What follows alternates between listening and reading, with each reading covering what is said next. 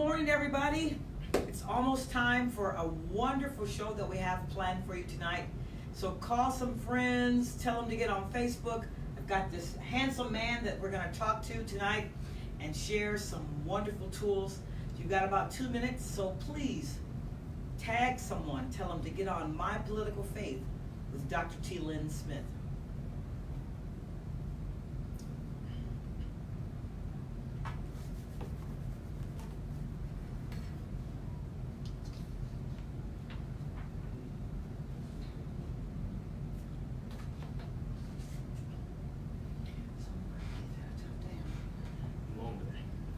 Productive day. That's good. Yeah. That's good. Especially coming after a pretty good weekend. Yeah, I had a good one too. Really good. Hey everybody, good morning, good afternoon, depending on where you are. We are certainly glad to be with you today. I'm Dr. T. Lynn Smith, and this is My Political Faith. And as you can see, I have a special guest. I'm going to introduce him in just a little bit. But coming to you live from Black Women Empowered, where our ministry, our goal is to empower the world through the ministry of Jesus Christ. And I'm downtown Atlanta today. As you can hear, we've got the wonderful sounds of Grady and ambulances and those kinds of things, but that's what happens in a big city. But I want to give a shout out to our CEO, Dr. Jacqueline King. Good afternoon to you, Dr. King. This is going to be an exciting show. So everybody, just really, really glad to be here. Well, I know you've been wondering, who is the mystery guest? Who is this good-looking guy that is sitting next to me? I will no longer keep you in suspense. This is a dear friend of mine, Mr. Mark Bush, who's going to share some nuggets that are going to carry you through the rest of this week, the rest of this year, the next 21 days, so forth and so on.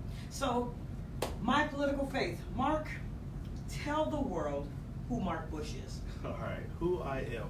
That's a loaded question, T. All right. That's a loaded question. Take the loaded out. Just, you know. All right, I'll just briefly introduce myself. I only have 30 minutes. All right. I know. I'll keep it brief.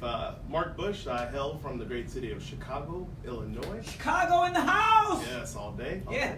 A little bit about me. I come from, I'm the son of a pastor, coach of community. Me too. Bishop Corey Bush, that's my father. We moved to Dallas to take on the church out there, Greater Harvest Church of God in Christ in Dallas, Texas.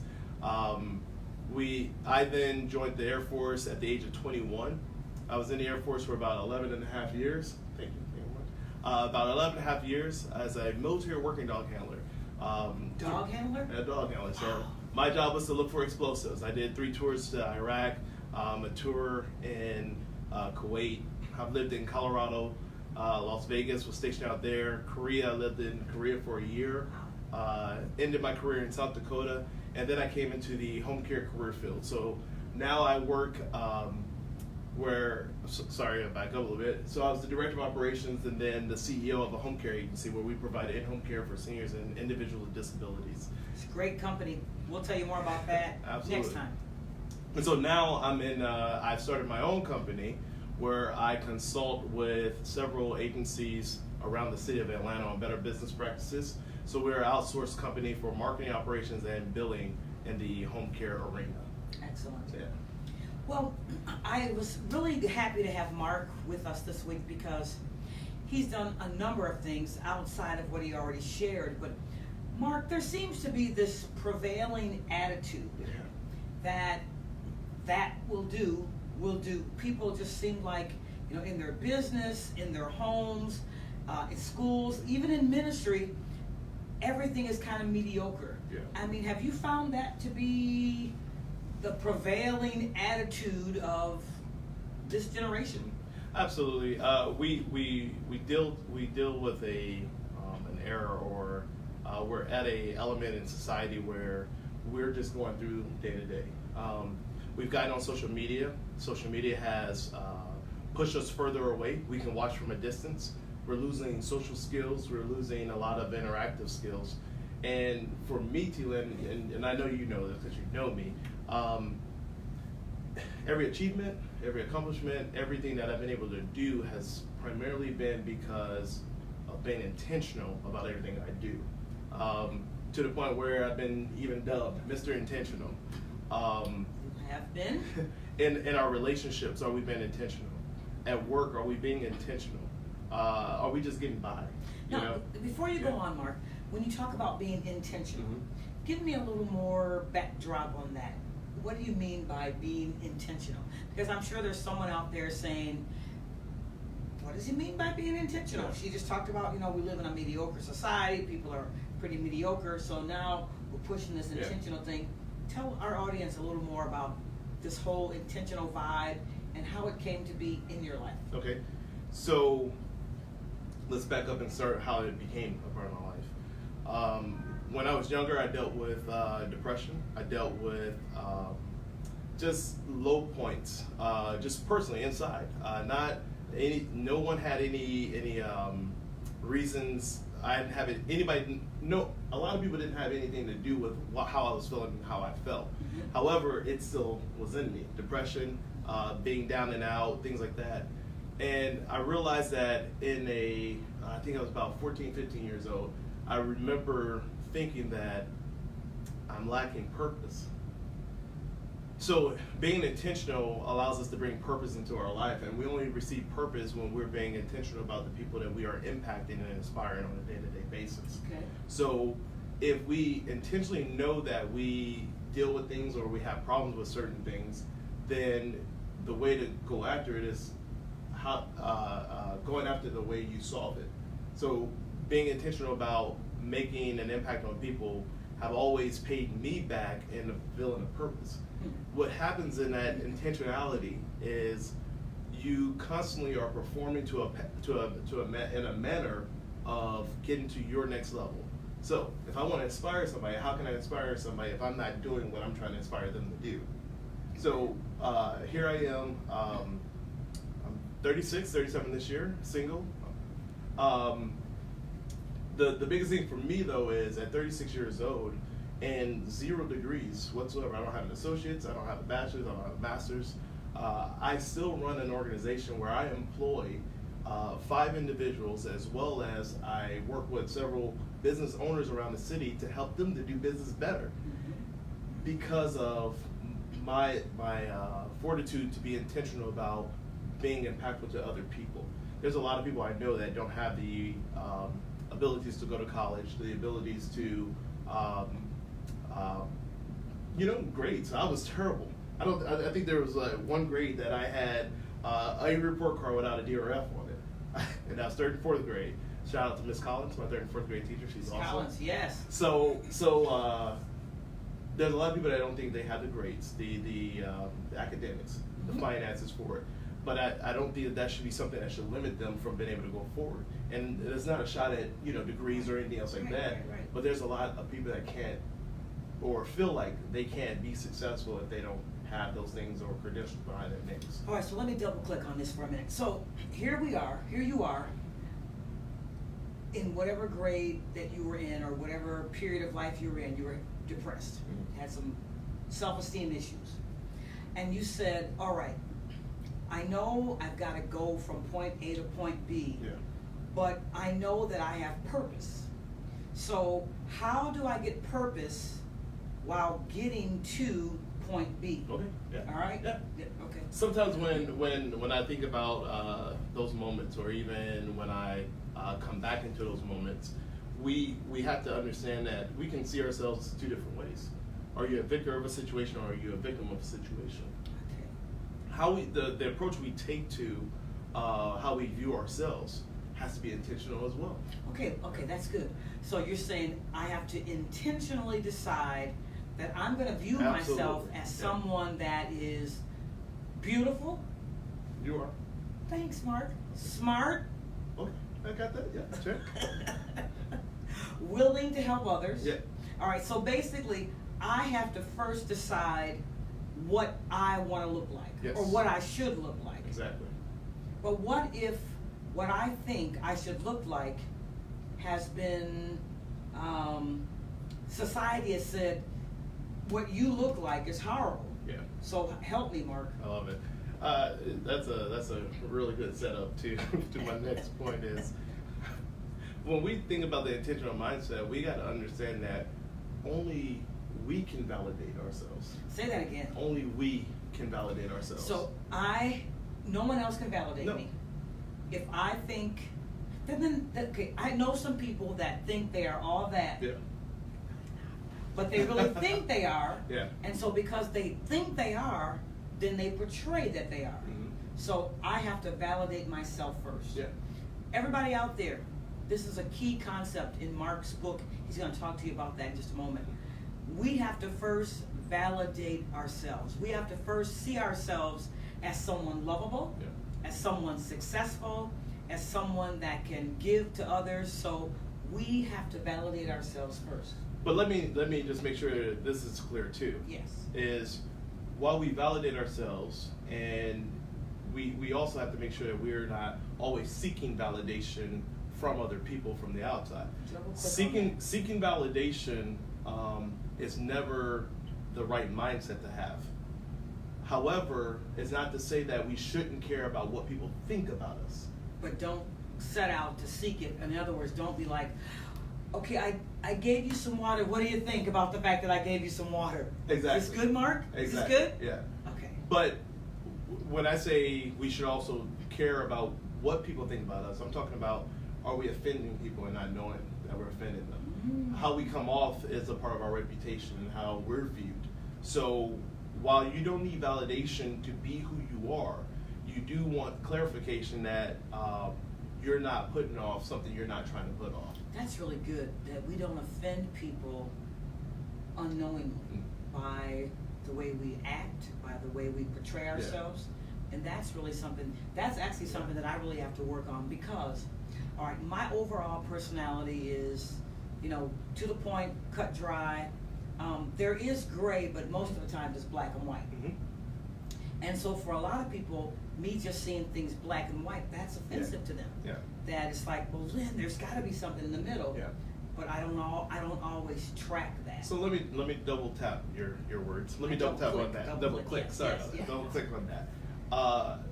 Even to the point of how your words and how your message is viewed, that should be intentional. Sometimes when I have to cancel an employee or I have to have a strong talk with somebody that I want to get my point across, are we walking into situations where we're getting our point across just to get it off our chest, or do we want a perspective of being able to get an understanding and a different action out of that person based on the problems? We got to be intentional on how a person receives something. Mm-hmm. How they receive something can mess up the total, can make or break your message to them. So while you see things in black and white, sometimes we have to make sure that we see things from their perspective and how they receive information. If they can, I know I hate when people apologize and they say the term, well, I didn't mean for them to take it that way. Sheesh. If they took it some kind of way, you didn't intentionally ensure that they couldn't take it that way. That's good. And so to that point, it's a matter of being intentional about being mindful of how other people think, and that goes back into the whole making sure we understand how people receive information. Yeah. So that would mean that every word that comes out of my mouth, I have to first of all be intentional about first of all how I'm thinking. Yep. That if I'm going to say hi, whether that's a hi or a hi or a hi. Oh, yeah. So everything's intentional. And you know what? If we would even do a quarter of that, life would be a lot easier. The thing is, I'll tell you, I've had subordinates, been in the military subordinates from all over the world. It's kind of funny how when I do management training for individuals, how people from different places in America, Midwest, South, North, how they receive information versus how we give information. I knew if I had a New Yorker, somebody from New York that was a subordinate of mine, if I had to get my point across, even though I'm the boss, I'm the sergeant, I couldn't just come at them, no matter if they were my supporter or not. I couldn't just come at them in an angry manner, pointing my finger, my hand, or whatever. Because what is already happening, and I understood, a brick wall is coming up. Mm-hmm. Everything I'm saying to you is hitting that wall. All you're thinking about is whooping my butt afterwards. He's coming up in my face. Exactly. He's in my space. Yeah, he's coming I at me. oughta. Yeah. Mm-hmm. So my message never landed. Yeah, I needed my message to land. It's funny though. So Yeah. a New Yorker. Yeah. So then, how would you land your message? How would you land the message Okay, to so someone from New York? what I used to do is I would take them off-site, so not in an office setting, off-site, out of our uniforms. Let's go meet and let's have a talk, man to man, just one to another. It just was received a whole lot differently than me having to let you know I was the boss and I needed you to understand that you were messing up. The second one was the student from the South. Okay. All right, so if I had a subordinate from the South, it was the funniest thing. All I would have to do, we, you think of your mom or your dad, all they have to do is look at you. I'm disappointed. That was more crushing than me having to raise my voice, point at them or anything else. Hey, because I built that relationship that I'm there for you, all I gotta let you know is you let me down. You disappointed me. And it's already landed. It's already, my job was already done. There's no need to force it, no need to keep going it, but I knew how he received information. All right, so your intentionality was, first of all, knowing how to deal with the different personalities from the South, Absolutely. from the Midwest, from the East, and so that's important. So as we talk more about this, it is so vitally important that you know who you're dealing with, Yeah. especially in a conflict situation. Absolutely. Even if it's feel-good stuff, it's still important to know, because there are some guys, if I put my hand on their shoulder, they're thinking, she wants to take me downstairs. Yeah. But other guys like, this is just really endearing. Yeah. So you have to know your audience. Absolutely. So go back and talk about the victor-victim piece. Okay. Are we there? Is this a good segue or not? I'm not tracking. So no, you're good. You're good. I would actually segue to our thought process into getting into the intentional mindset on getting to your accomplishments. Okay, so the intentional mindset, getting to your accomplishments. Yeah. All right. So here we're talking about how we change our mindset and how we view ourselves. Okay. But then we also have to change our mindset on how we view our situations. So yourself is one mindset, Yep. and your situation is another mindset. Absolutely. That makes sense. So if my mind's right, I'm viewing myself as a victor. I'm out here bringing purpose to my life by impacting and inspiring people. Now, the situation that I walk into also has to take a certain mindset that's intentional behavior. So it's Monday, We always look at Monday as the worst day of the week. Yeah. All right. Is it challenging or is it stressful? The way we view the week. I like a good challenge. A challenge, I'm going to conquer it. Stress, it might conquer me. Just the way we viewed it can manifest the way we receive it. That makes sense. Mm-hmm. So then we go into our viewpoints, optimistic or pessimistic. Okay, that makes sense. Yeesh! This one we can go all day. Optimistic or pessimistic. I find like when people say I'm just a realist. No, you're just negative. Call a spade a spade. You're just negative. Being an optimistic person, people think that you only see sunshine and rainbows. What I like to tell people, being optimistic doesn't negate that there's negative things that could happen in a situation. But my view of myself as a victor outweighs what those negative things can be. So I can optimistically look at something, and it's not stressful to me. The negative isn't stressful to me. It's just something I gotta conquer. But I know my ability, with God's grace, boom, I'm gonna get there, And sometimes the lack of faith pushes us into that pessimistic view. Being in that pessimistic view, we can talk ourselves. The negative outweighs our great possibilities. Absolutely. And we can talk ourselves right out of a situation. Well, just because it's raining outside doesn't mean I can't go outside. Yeah. I just get an umbrella, and I can go outside, and I can still function the way I'm supposed to, as long as I have what I need. But is it crazy though? Is it crazy to go outside? No. Is it crazy that we would view rain as this big thing as, oh, it's raining outside. Right. But as soon as the rain stops, as soon as it clears up, that's like the most beautiful sight picture ever. Mm-hmm. So you got to go through that storm to get the best picture of the grass being the greenest, the trees being the tallest, standing the tallest. Sure. But yeah, it's crazy. Depends on how you look at it. It depends on how you look at it, absolutely. So go on, that's good. All right. So we've gotten our intentional mindset. So being intentional about ourselves and then changing our intentional mindset into our situations, then we lead into action. So sometimes I feel like a lot of people don't get to where they need to be because they talk themselves out of even starting.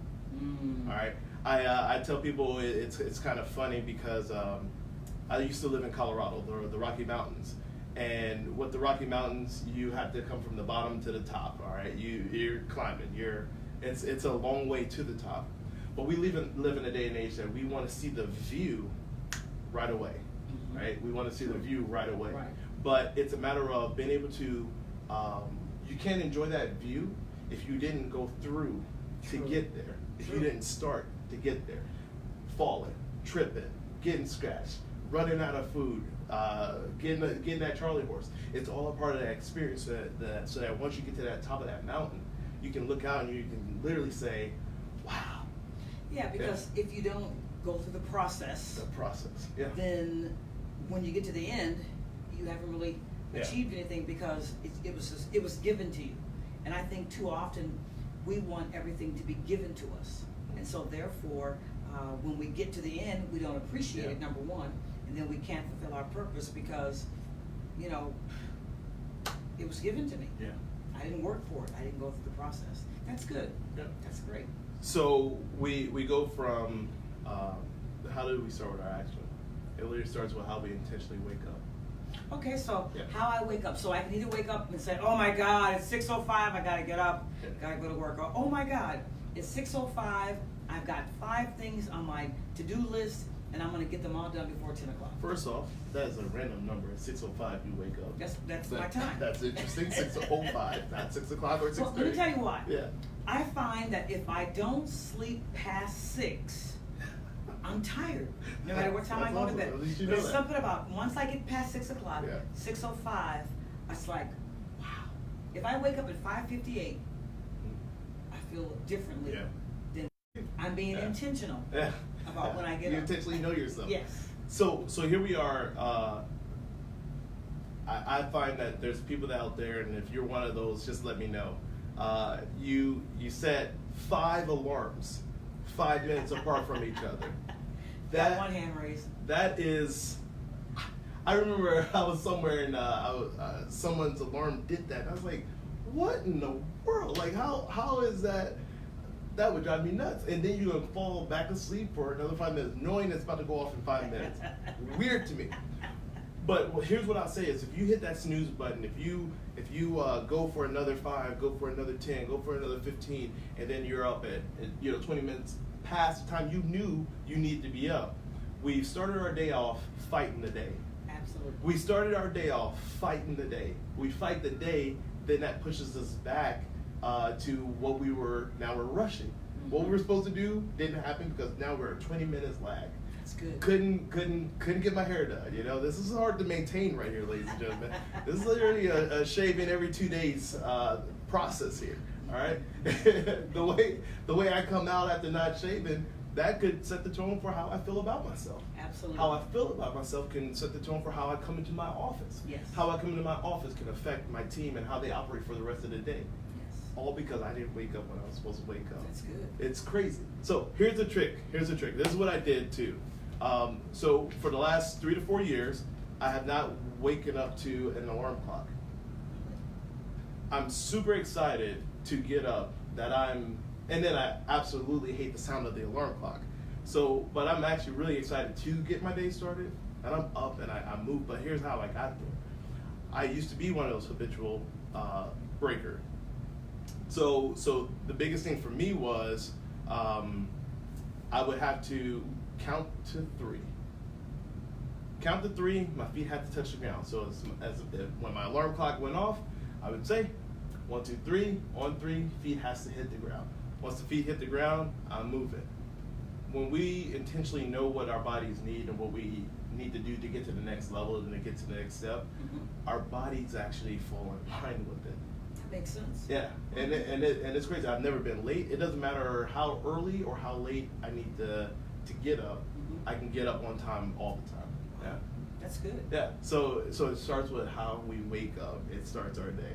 All right. So the alarm clock goes off, or you wake up and you say 1, 2, 3, and that means at 3 my feet have to hit the ground. Because if they don't hit the ground, then I'm not fulfilling my purpose in getting up at this time. Yeah, exactly. And then by breaking that, I'm already fighting myself. Yeah. So I've intentionally set that this is the first thing I'm going to do. 1, 2, 3, feet are on the ground.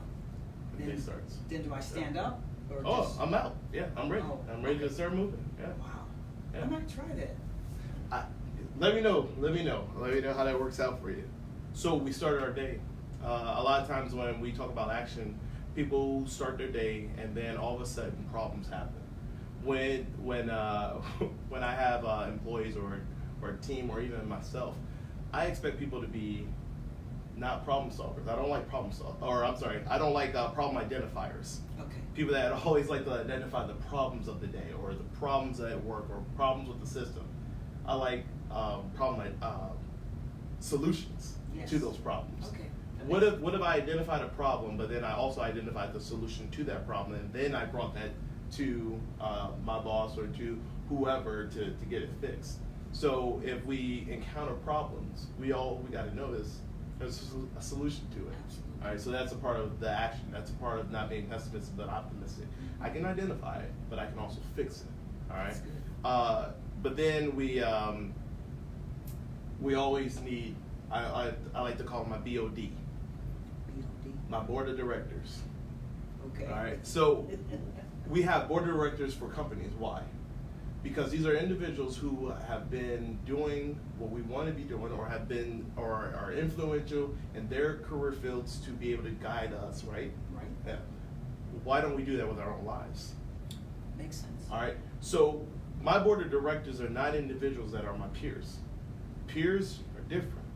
Your board of directors are not just there to coach you, but they're there to cheer you on. Have you ever shared a vision with someone and all they could do is poke holes in that vision? Absolutely. All right. That's not what my board of directors do. My board of directors validate my decisions or my vision. They validate it, but then they also say, hey, while we're doing this, let's work on this, and this to solve this solution.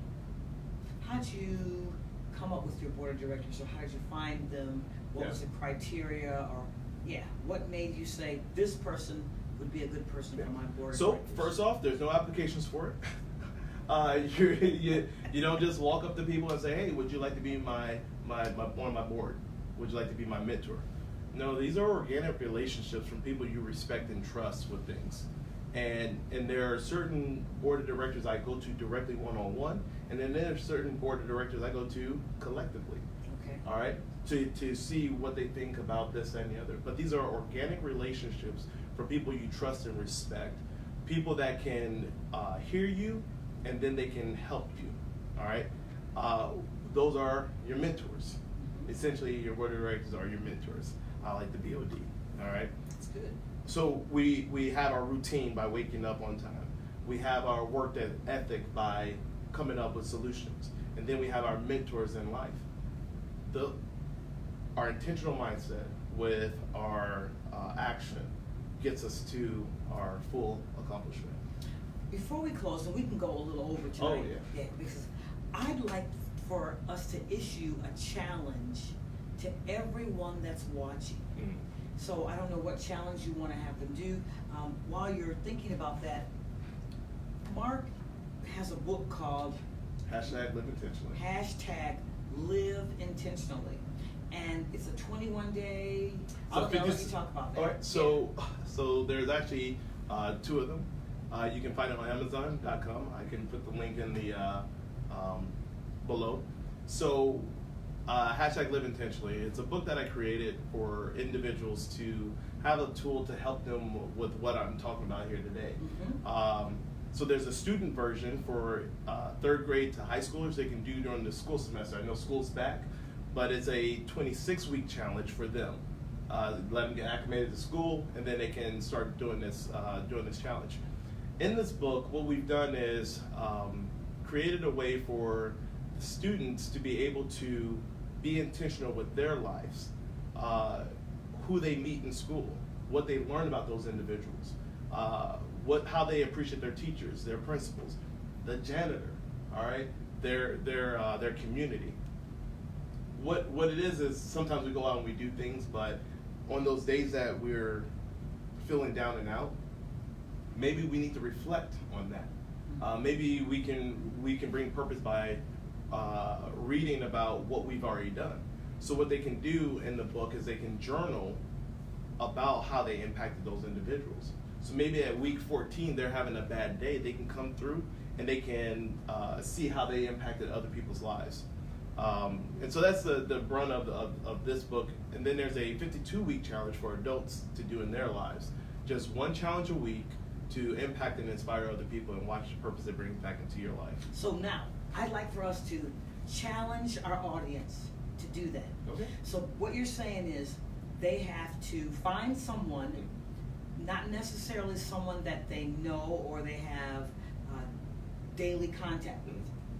Yeah. Find someone and do something nice for them, do something intentional. So give me an example of something that we can do. So what's random for them is intentional for you. We have no idea how many people we come across that needs an intentional act of kindness or an intentional high five. Okay. It's crazy how much you can psych somebody out who's just walking the street. I work right down here, so I know you all heard all the traffic, but just walking by and say, hey, just catching a random high five can change up how a person was feeling in that moment, in that day. Throw them off a little bit. Give me 1 second. Let me process that. Okay, all right. Because I think that if someone did that to me, I would be okay with it. I would be like, wow. Okay, yeah, it's Monday and they're giving high fives out. Yeah, thanks. Yeah. Okay. Throw you off of whatever your mind was on when while you were walking to lunch or whatever you were thinking about by yourself. It's just random. But let's see what kind of challenge could we give to the audience. How about the one that you do every morning? We want to challenge you to, when you wake up, the first time, not the second time the alarm clock goes off, not the second or third time, but the first time the alarm clock goes off, that you count to 3. 1, 2, 3, and your feet touch the ground, and you get up. You're up. Do it for a week. Do it for a week. Watch the change in your day. Watch the change in your day, for real. Because that says, I have decided I'm getting up today. I'm getting up at this exact moment, and I'm going to face the day. I'm not going to lay in the bed for another minute. In the military, the first thing that we're trained to do. Oh, that's going to be the second challenge. Yeah. Okay. The very first thing we're trained to do is making our beds. I don't always do. Some people will say, why do you need to make your bed? Why do you need to make your bed? I'm glad you asked. It signifies the first accomplishment of the day. Oh, that's good. That's good. The whole method to making the bed is very, the 45-degree angle, the way it's tucked, your dust cover over your pillow, the way it's tucked, it all means something.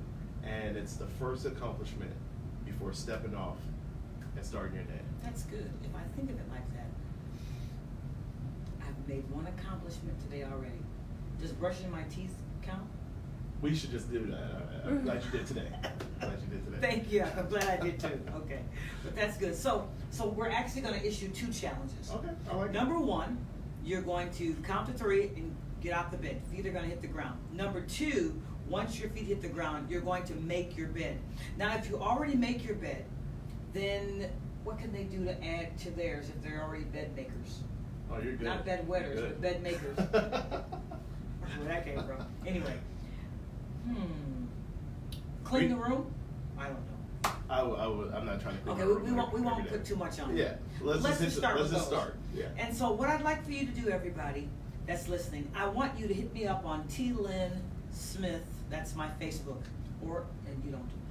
T. Lynn Smith or T. Lynn Smith, the number 2. And let me know how your week is progressing. So for the next 7 days, I want you to be intentional. And this is just between you and yourself. Or you can add me on Instagram at MarkDevin31. That's MarkDevin 31 on Instagram. All right, I would love to see how that experience is going for you. Yeah, we would love to see how you're doing. And then, Mark, tell them again how they can get the book. We'll put the link in the below this this video. Okay. And it's on Amazon. You just have to type in "Live Intentionally" Mark Bush, and you can find it on Amazon. Now, normally when we close, Mark, I'd like for you to just give some closing words and then just pray for our audience, and then we'll be done. Thank you. But I tell you, I've enjoyed this. This has been great. Thank you. I know that you'll have a lot of takeaways, and you'll be able to live intentionally. First of all, getting up out the bed, 1, 2, 3, feet at the floor, then making up your bed. I'm going to do it. Yeah. I'm going to make up my bed Absolutely. every day. So, closing points for me. Change how you view yourself. Change how you view your world. Change how you view taking action into what you want to do, and see how the accomplishments come back to bring you purpose to the people that you can impact and inspire. All right. On that note, all right. Lord, thank you for this time, even though it was short and brief. I appreciate my good friend T. Lynn Smith and what she's doing for her community. Lord, please touch your community to understand that our whole purpose in life is to bring purpose to your name. We can only bring purpose to your name if we bring purpose to ourselves as well. And that's through our intentional behavior to impact and inspire everyone we come across. In your name, amen. Amen. Well, thank you, Mark, for allowing me to come into your space and you share. Appreciate you coming all the way downtown. Yes, thank you. Yeah. Hashtag live intentionally. I'm Dr. T. Lynn Smith, and this has been My Political Faith.